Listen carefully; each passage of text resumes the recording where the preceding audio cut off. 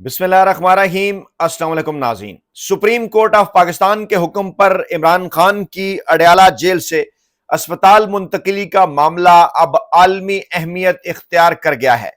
Cricket के 21 साबिक कप्तानों की जानिब से वज़ीर-ए-आज़म शहबाज शरीफ साहब को लिखे गए खत के बाद अब अमरीकी और बरतानवी सफारती ज़राए की जानिब से भी पाकिस्तान की मौजूदा इस्टेब्लिशमेंट पर इस हवाले से अमल दरामद का दबाव बढ़ता जा रहा है। पाकिस्तान के army chief field marshal Asim Munir साहब आज ईरान के दौरे पर रवाना हुए हैं। वज़ीर दाखिला मोहसिन नकवी साहब भी उनके साथ मौजूद हैं और पाक फौज के तर्जुमान की जानिब से बयान जारी करके इस बात की तस्दीक कर दी गई है कि आर्मी चीफ ईरान के दौरे के ऊपर रवाना हो चुके हैं और इत्तलात ये हैं कि अमरीकी सफारती ज़राए जिनकी जानिब से पाकिस्तान को ईरान को मनाने के लिए 7 दिन की मोहलत दी गई है, उनकी जानिब से इमरान खान साहब की रिहाई का मामला हो, पहले मरहले के अंदर इमरान खान साहब को अस्पताल मुंतकिल करने का मामला और अगले मरहले में इमरान खान साहब की रिहाई यानी कि मरहलावार फैसिलिटेशन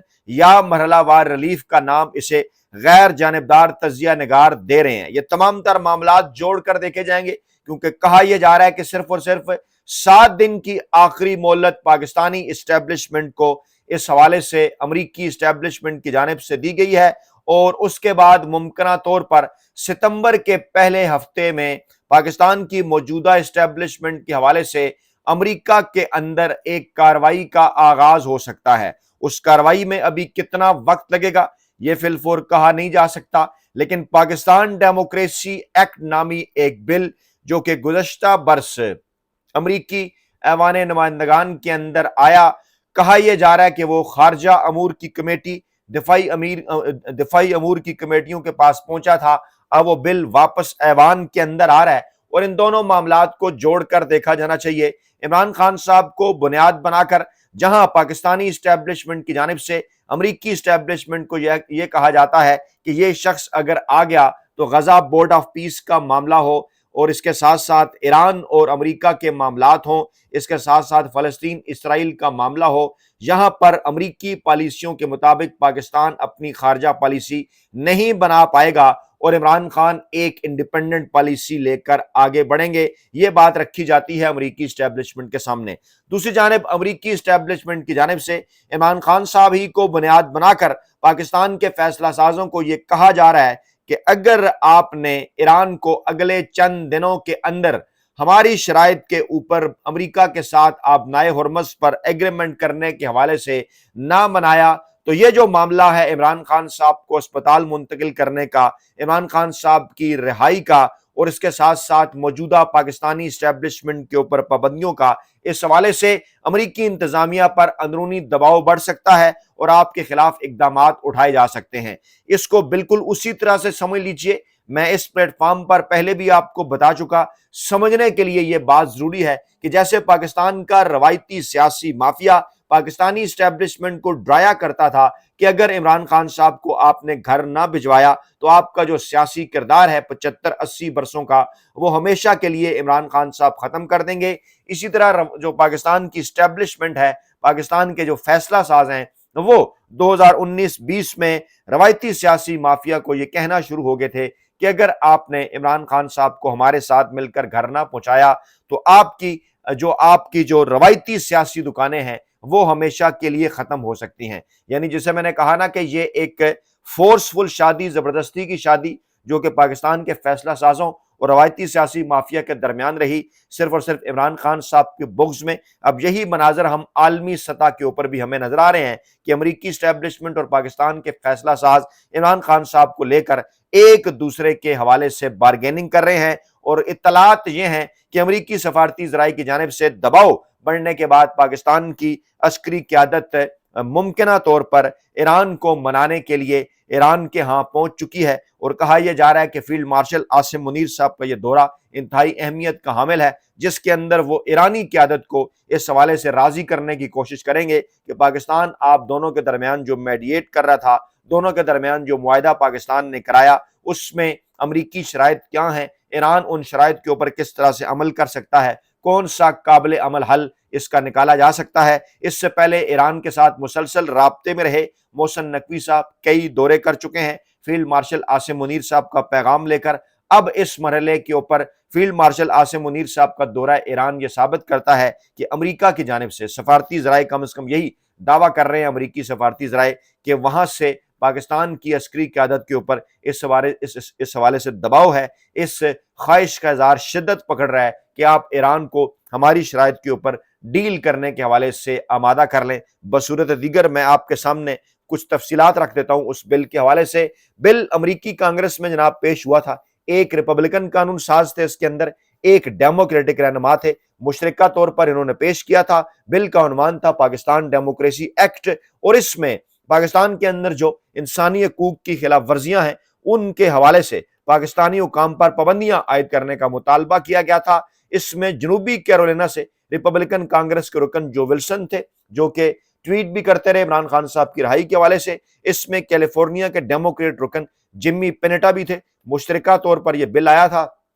مزید غور و خوض کے لیے ایوان کی خارجہ امور اور عدلیہ کی کمیٹیوں کو اسے بھیج دیا گیا تھا۔ اب اطلاعات یہ ہیں کہ ستمبر کے پہلے ہفتے میں یہ جو بل ہے یہ واپس ایوان میں آ رہا ہے۔ اور اگر میں تھوڑا سا بیک گراؤنڈ آپ کو جو ولسن صاحب کا بتاؤں تو وہ بڑے لمبے عرصے سے پاکستان کی اسٹیبلشمنٹ پر تنقید کر رہے ہیں۔ عمران خان صاحب کی رہائی کی مسلسل وہ وکالت کرتے رہتے ہیں، عمران خان صاحب کو وہ سیاسی قیدی قرار دیتے ہیں۔ اب ہم آپ کو تھوڑا بتا دیتے ہیں کہ اس بل میں بیسیکلی آخر کر کیا ہے۔ یہ جناب امریکہ کے اندر کہلاتا ہے global Magnitsky human rights accountability act, اس کو اس بل کے اندر استعمال کیا گیا ہے، اور اس ایکٹ کے تحت امریکہ کو انسانی حقوق کی خلاف ورزیاں کرنے والے افراد پر ویزا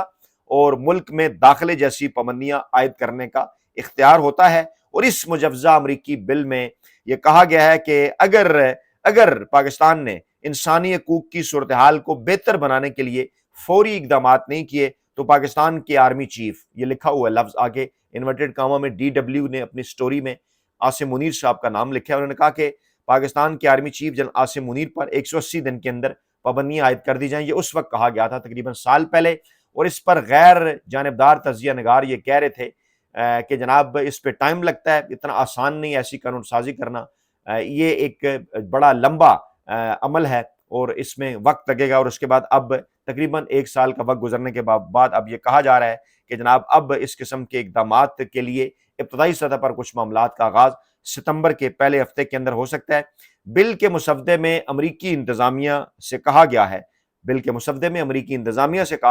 کہ وہ پاکستان میں حزب اختلاف کو دبانے میں ملوث اہم افراد کی نہ صرف نشاندہی کریں بلکہ انہیں پابندیوں کی فہرست میں بھی شامل کریں۔ اب اس میں امپارٹنٹ نکتہ ہے کہ یہ صرف عسکری قیادت کی بات نہیں ہو رہی، یہ سیاسی قیادت کی بات بھی ہو رہی ہے۔ اور اسحاق ڈار صاحب برطانیہ کے 4 روزہ دورے پر پہنچے ہیں میاں شہباز شریف صاحب کی خواہش کے اوپر،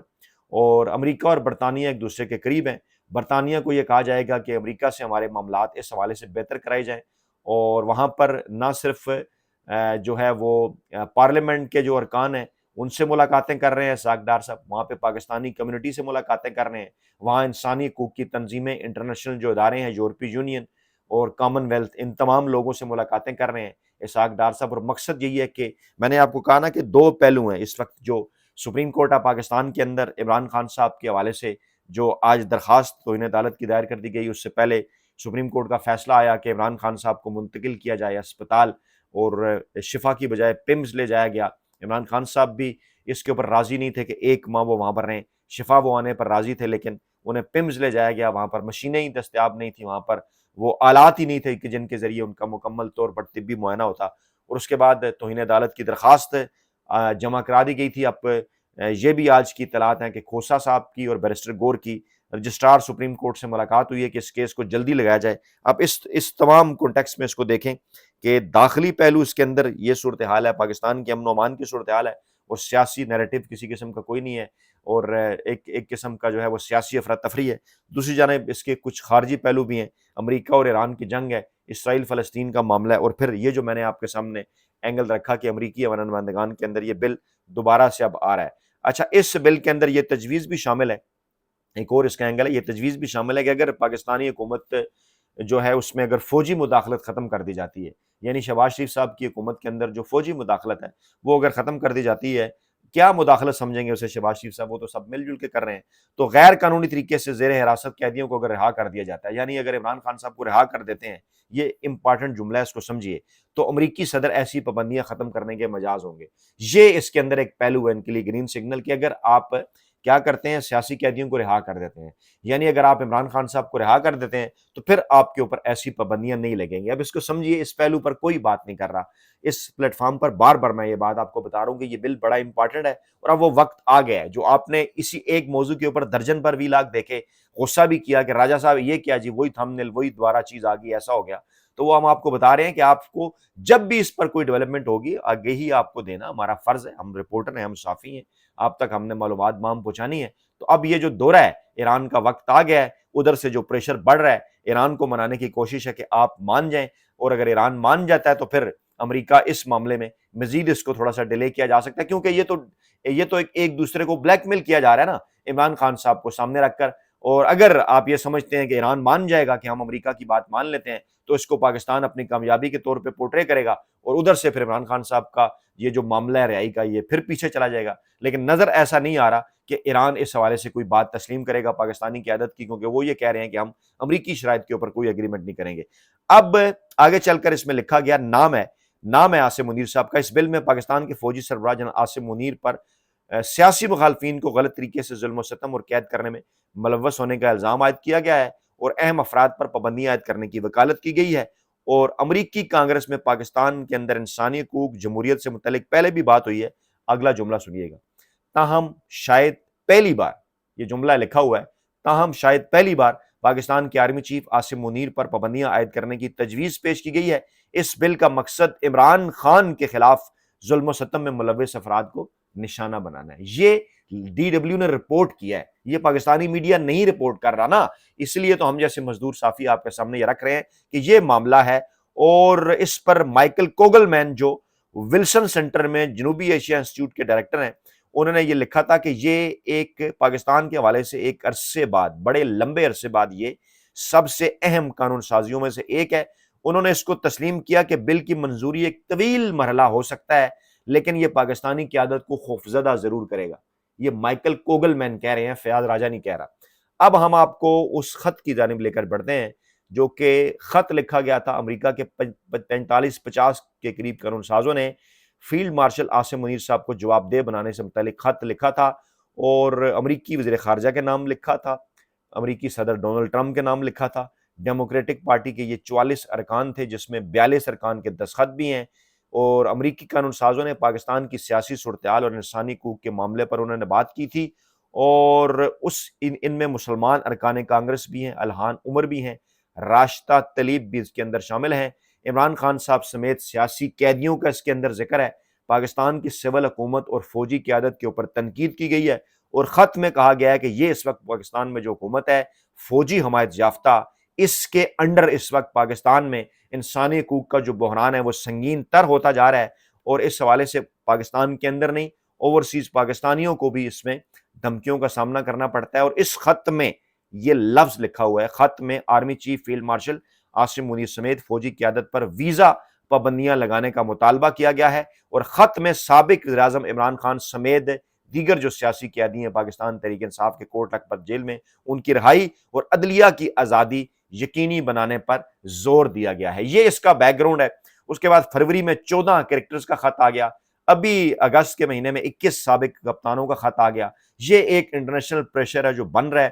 اور اس انٹرنیشنل پریشر کے بعد اب فیلڈ مارشل عاصم منیر صاحب ایران کا دورہ کر رہے ہیں، تاکہ وہاں ایران کو کچھ اس معاملے کے اوپر منایا جائے، امریکہ کو ذرا ٹھنڈا کرنے کے لیے کہ یہ شرائط آپ امریکہ کی مان لیں، آپ کو فائدہ ہوگا. ڈیفینیٹلی اس کے اندر پاکستانی اسٹیبلشمنٹ ان چیزوں سے بھی نکلنا چاہ رہی ہے. پھر اسحاق ڈار صاحب برطانیہ پہنچے ہیں، وہ میں آپ کو تفصیل دے چکا ہوں. اطلاعات یہ ہیں کہ شہباز شریف صاحب خود اگست کے آخری ہفتے میں ایک بیرون ملک ایک دورہ کرنے جا رہے ہیں. ان تمام تر چیزوں کا مطلب صرف اور صرف ایک ہے کہ اس وقت یہ جو پاکستان کی داخلی صورتحال ہے، سپریم کورٹ کا جو فیصلہ ہے، اس سے شہباز شریف صاحب نے توہین عدالت سے کیسے بچنا ہے. دوسری جانب پھر ایک انٹرنیشنل پریشر بھی جو اب پاکستان کی عسکری اور سیاسی قیادت پر بڑھتا چلا جا رہا ہے. پہلے مرحلے میں عمران خان صاحب کو اسپتال منتقل کرنے کے حوالے سے، اور اگلے مرحلے میں پھر ممکنہ طور پر عمران خان صاحب کی رہائی کے حوالے سے. ستمبر کو اسی لیے ستمگر قرار دیا جا رہا ہے. یہی وہ ستمبر ہے جس کے آخری ہفتے میں جو ہے وہ سہیل خان آفریدی صاحب کی جانب سے، پاکستان تحریک انصاف کی جانب سے لانگ مارچ کا اعلان بھی کیا گیا ہے، اور مسلم لیگ نواز کی صفوں کے اندر اس وقت بے چینی ہے، پریشانی ہے۔ لکھاری یہ بات کر رہے ہیں کہ کہا گیا ہے پاکستان تحریک انصاف کو کہ وہ نشانہ اسٹیبلشمنٹ کو یا محسن نقوی صاحب کو نہ بنائیں، اداروں پر حملے نہ کریں، فوکس اپنا نون لیگ کی قیادت کی جانب رکھیں۔ یہی مشرف فضل الرحمان نے دیا، یہی بلاول بھٹو نے دیا، اس سے پہلے محمود خان اچکزئی اور علامہ راجہ ناصر عباس بھی یہ مشورہ دے چکے ہیں۔ تو گیم آن ہے، آپ کے فیڈ بیک کا انتظار رہے گا۔ اپنا خیال رکھیے گا، اللہ نے کے بعد۔